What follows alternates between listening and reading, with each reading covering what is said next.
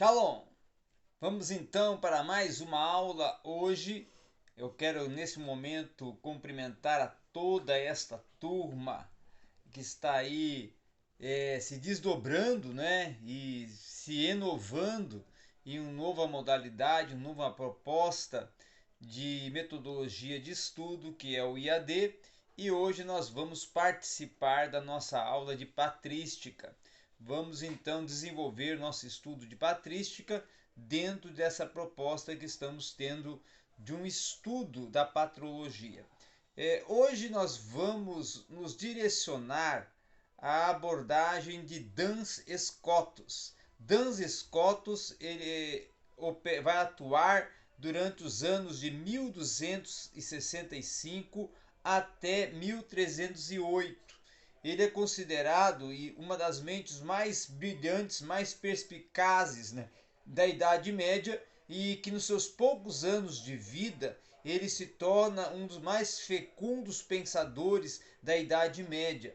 Tá? Ele é professor em Cambridge, em Oxford e Paris. Ele vai ser professor nessas três cidades, três regiões. Ele vai desenvolver três versões de comentários, e principalmente comentários em sentenças, tá? Ele vai propor vamos ser assim, um desenvolvimento, um arcabouço de propostas que aferem sobre principalmente as questões pertinentes às sutilezas. Então ele é conhecido até como um doutor das sutilezas, por abordar as distinções mais sutis que traçam, que pontuam, que aferem sobre a terminologia e o sentido aplicativo dos termos para a importância do que eles têm dentro do contexto da teologia cristã. Tá? Scotus, por exemplo, é um defensor da teoria do conhecimento a partir da proposta de Aristóteles. No início da Idade Média, por exemplo, ele vai predominar nesse momento a grande predominância que uma outra teoria do conhecimento remontava, como a de Agostinho de Hipona, que era conhecida como o iluminismo, tá? De acordo com a qual se estendia e se compreendia que o conhecimento surgido da iluminação da mente humana por Deus, nesta perspectiva, defendida por escritores como Grant e também por algumas críticas bem confrontadoras de Scotus, é que vai se surgir a posição que Scotus tem e que vai ser mais ou menos baseada na proposta de Tomás de Aquino, porque Tomás de Aquino defende a primazia do intelecto divino, tá? E Scotus vai abrir caminho a novas abordagens teológicas, partindo justamente do pressuposto da prioridade da vontade divina. Então, Duns Scotus ele vai ilustrar e vai trazer a ideia e a proposta do mérito ou de uma ação moral do ser humano considerada digna de ser repensada e recompensada por Deus. Aí vem a questão da meritória ou dos méritos, tá? Ou da pedagogia meritória, tá? E qual é o fundamento então dessa decisão proposta por Tomás de Aquino e reverenciada por Duns Scotus? Aquino vai alegar, por exemplo, que o intelecto divino ele vai reconhecer o valor inerente do ato moral praticado pelo ser humano. Já em contrapartida, a argumentação de Scotus vai seguir uma linha já bastante, vamos dizer assim, divina e voltada ao celeste, né? Voltada ao transcendente. A vontade divina de recompensar o ato moral, ela vai ser precedida de uma avaliação de um valor intrínseco. Nessa abordagem, que possui importável e considerável relação às principalmente doutrinas da justificação e da predestinação, então é que vai ser analisado e defendido com maior detalhe o que propõe e defende Scotus, tá? Então, Duns Scotus ele vai ser um defensor de grande proporção da doutrina da concepção por exemplo, Imaculada de Maria, e também vai ser aquele que vai, como Tomás de Aquino, ensinar a condição pecadora da humanidade a partir da mácula do pecado, tá? Então Scotus vai trabalhar a proposta de que, em virtude da obra perfeita da redenção, é que é se capaz de alcançar a proposição imaculada. Então, dentro dessa proposta que começa a se desenvolver todo o pensamento, toda a proposta de Duns Scotus. E podemos dizer que Duns Scotus ele trabalha a questão mais voltada à vontade divina, a referenciar a vontade divina. A proposta dele é uma proposta ampliadora do pensamento de Tomás de Aquino, o pensamento aquiniano, tá? Já apontando mais a questões de como é que pode ser considerado distinto a questões do ato moral precedido dentro da própria doutrina da justificação e predestinação como elementos propulsores da soteriologia da proposta teológica e soteriológica de Aquino, aperfeiçoada e redimensionada dentro da vontade divina que é defendida por Tomás Scotus, tá? Muito bem, ou melhor, por Duns Scotus.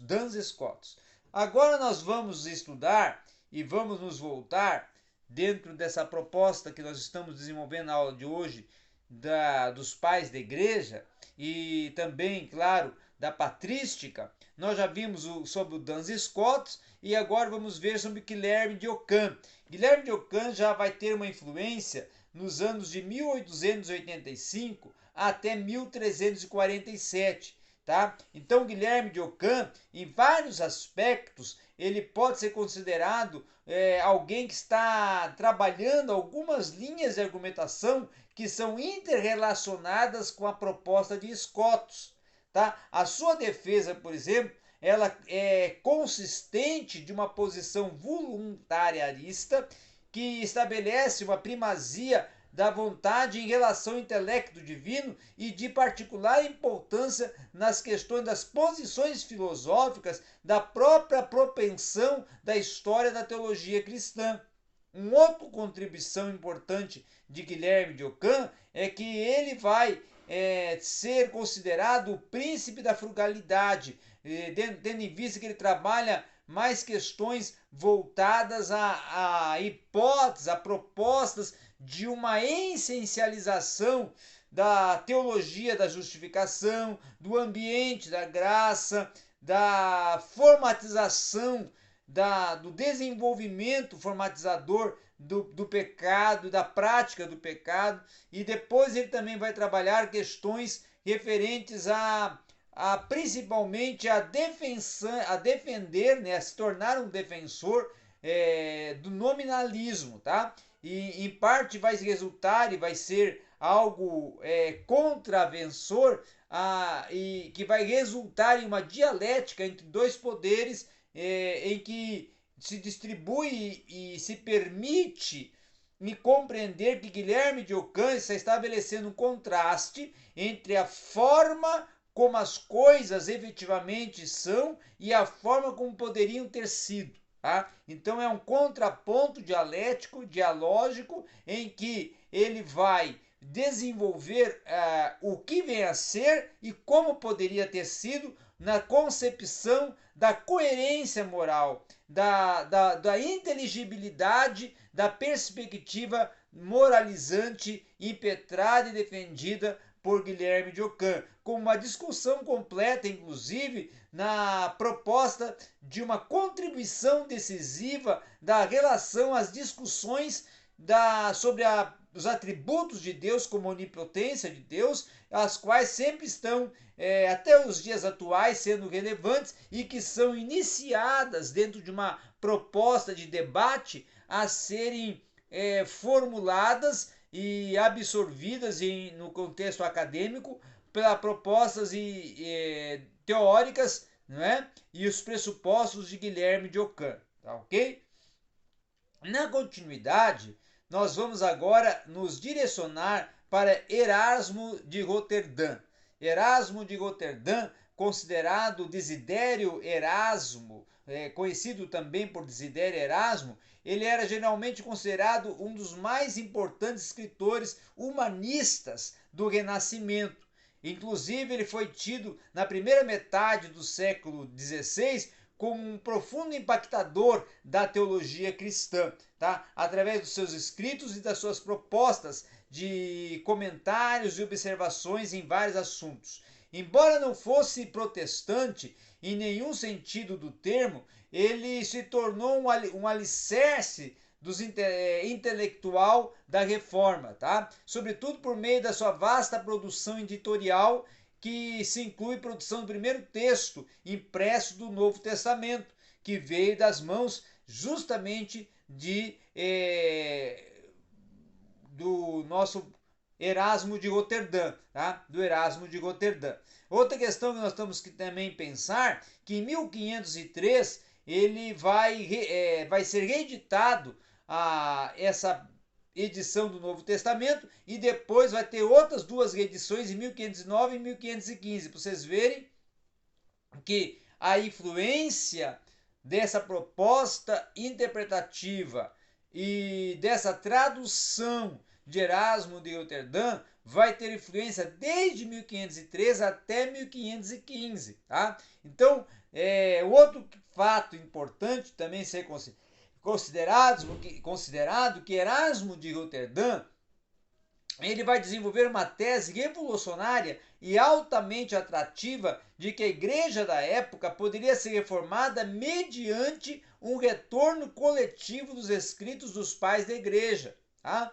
A leitura habitual das escrituras é apresentada então como a chave de uma nova religiosidade proposta por Erasmo de Roterdã. Erasmo concebe então nas suas obras como guia das escrituras para os leigos, como o Novo Testamento para os leigos e como uma proposta de uma lex Christi, ou uma lei de Cristo a partir do Novo Testamento, várias características de um livro e de livros que vão ter um sentido não só pedagógico, didático, mas também reformador e reformulador da proposta da teologia cristã, tá?